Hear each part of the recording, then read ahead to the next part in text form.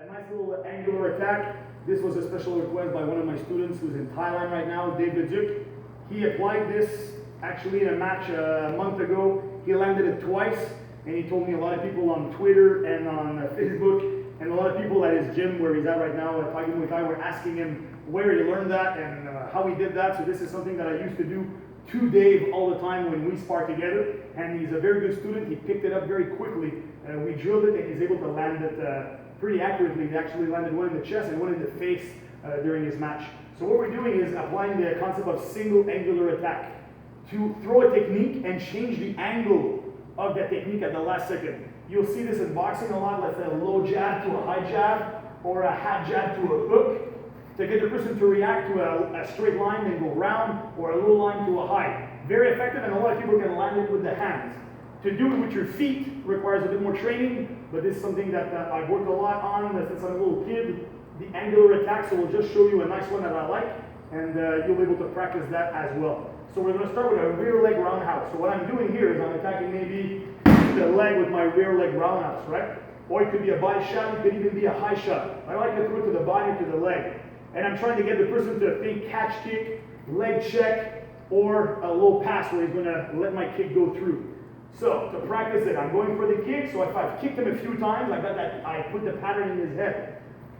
And I really want to make sure I go up and bring my knee in. So I'm going to look like I'm doing a roundhouse. So I'm actually going roundhouse kick, boom. But I want to make it look like a roundhouse. Then I'm going to hit the brakes. Then I'm going to kick. So they're hitting the brakes without falling down on your butt, and chambering to have enough power to maybe break his nose or stun him or score a nice shot that's going to give you some color the judges, and as well you could probably rock somebody and follow up. And again, this will help you when you actually throw a real roundhouse. He's going to be confused whether you're going to do the side kick or the roundhouse kick. So this is a very good thing to change your opponent's pattern in his mind. So I'm going a roundhouse kick, chamber, side kick.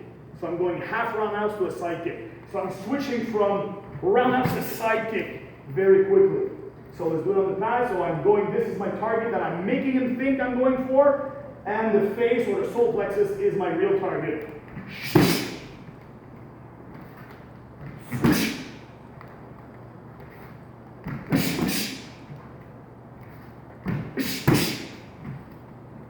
I could go high, again from there, all right?